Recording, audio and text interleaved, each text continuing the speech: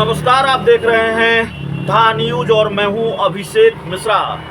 देखिए, केंद्र सरकार में मंत्रिमंडल का विस्तार होना है और उस मंत्रिमंडल विस्तार को लेकर लगातार खबरें आ रही हैं। कल एक अखबार की जो रिपोर्ट सामने आई उसके मुताबिक बिहार से सिर्फ चिराग पासवान को मंत्री नहीं बनना है, बिहार से जीतन राम मांझी के कोटे से किसी को, उनकी पार्टी के कोटे से किसी को और मुकेश सहनी को भी मंत्री बनना है। लेकिन ये खबर तो हम आपको बता चुके हैं। दरअसल मंत्रिमंडल विस्तार को लेकर एक नई जानकारी सामने आ रही है। आज ही के दिन 4 जुलाई के दिन केंद्रीय मंत्रिमंडल का विस्तार होना था, लेकिन इस बीच महाराष्ट्र में एक बड़ा सियासी उलटफेर हो गया, बड़ा सियासी खेला हो गया। एनसीपी के कुछ विधायक टूटे अजित पवार के साथ और वो महाराष्ट्र की सरकार में शामिल हो गए। कथित ट्रिपल इंजन वाली सरकार में अजित पवार ने डिप्टी सीएम की शपथ ले ली।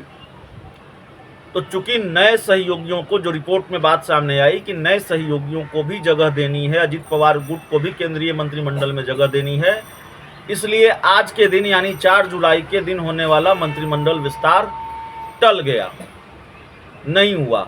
अब मंत्रिमंडल विस्तार को लेकर एक दूसरी बड़ी जानकारी सामने आ रही है और जानकारी यह है कि 9 जुलाई को केंद्रीय मंत्रिमंडल का विस्तार हो सकता है और इस मंत्रिमंडल विस्तार में चिराग का नाम तो फाइनल ही है। चिराग पासवान मंत्री बनाए ही जा रहे हैं। बिहार से चिराग के अलावा 8 और चेहरों को जगह मिल सकती है, यानी कुल 9 लोग बिहार से मंत्री बनाए जाएंगे। बिहार से 9 लोग केंद्र सरकार में मंत्री होंगे। अब कितने राज्य मंत्री होंगे, कितने कैबिनेट मंत्री होंगे, सब कैबिनेट मंत्री होंगे, ये देखना होगा। लेकिन 2 जानकारी सूत्रों के हवाले से आ रही है और ये 2 जानकारी ये है कि एक तो 9 जुलाई को मंत्रिमंडल का गठन होना है, मंत्रिमंडल का विस्तार होना है, माफ़ कीजिएगा, चिराग पासवान का मंत्री बनना तय है और 9 चेहरे बिहार से शामिल होने जा रहे हैं। देखिए, लोकसभा के चुनाव हैं और लोकसभा चुनाव को लेकर जाहिर तौर पर सब जगह फोकस है भारतीय जनता पार्टी का, लेकिन बिहार पर फोकस ज़्यादा है। जिस तरीके से देश के गृह मंत्री बार बार बिहार आ रहे हैं, ऐसा लगता है बिहार को लेकर चिंताएं ज़्यादा है भारतीय जनता पार्टी की। बिहार को लेकर खास रणनीति है, खास तैयारी है भारतीय जनता पार्टी की।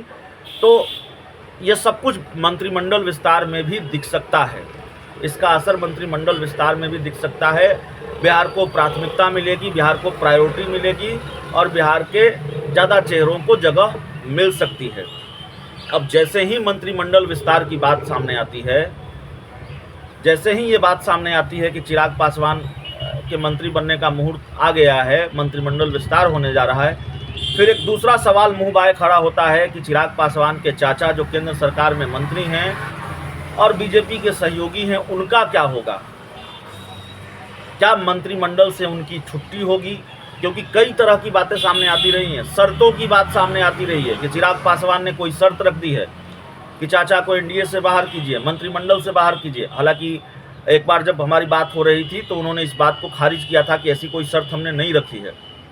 वैसे तो चिराग पासवान मंत्री बनने को लेकर भी कल कह चुके हैं कि मंत्री बनना मेरी प्राथमिकता में नहीं है, मैं संघर्ष के रास्ते पर हूँ। लेकिन बावजूद ये खबर आ रही है कि चिराग पासवान मंत्री बनने जा रहे हैं और 9 जुलाई को मंत्रिमंडल का विस्तार होना है। तो खैर, पशुपति पारस की बात करते हैं। इस मंत्रिमंडल विस्तार पर जो सबसे ज़्यादा निगाह रहेगी, जिस वजह से सबसे ज़्यादा निगाह रहेगी, पशुपति पारस का क्या होगा? क्या चिराग और पशुपति पारस दोनों एक साथ केंद्रीय मंत्रिमंडल में रहेंगे, मोदी मंत्रिमंडल में रहेंगे, दोनों एक साथ एनडीए में रहेंगे, या फिर पशुपति पारस की छुट्टी होगी, या फिर जिस तरह की तल्खी है चिराग और पशुपति पारस के बीच, उसको लेकर कोई बीच का रास्ता बीजेपी ने निकाल लिया है। केंद्र का मंत्रिमंडल विस्तार बिहार के लिहाज से इसलिए भी महत्वपूर्ण है क्योंकि इस महत्वपूर्ण सवाल का जवाब मिलना है कि पशुपति पारस का क्या होगा और चाचा भतीजों की दुश्मनी क्या खत्म होने जा रही है, और खत्म नहीं होगी तो बीजेपी ने क्या दोनों को एक ही गठबंधन में साथ रखने के लिए, एनडीए में साथ रखने के लिए कोई बीच का फार्मूला तैयार कर लिया है। बहुत बहुत धन्यवाद।